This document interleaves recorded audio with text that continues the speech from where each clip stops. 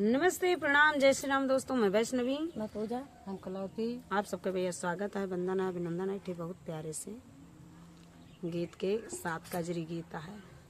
और जैसे लगे आप कमेंट कर दीजिए फुलराज के साथ सपोर्ट करें।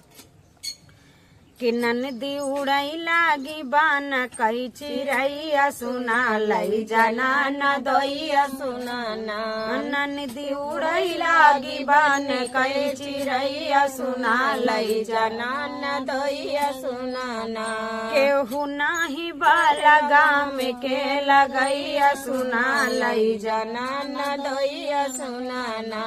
केहू नाही बाला गाम के लगैया सुना लई जाना न दोइया सुनाना कि रोज घूमेली बाजारी कई के सोरा हो सिंगार रोज घूमली बाजार कई के सोरा हो सिंगार कई के सोरा हो सिंगार कई के सोरा हो सिंगार कि बा खराब आज काल के समैया सुना लई जाना न दोइया सुनाना बा खराब आज काल के समैया सुना लई जाना न दोइया सुनाना ननदी उड़ई लागी बान कई चिरैया सुना लई जाना न दोइया सुनाना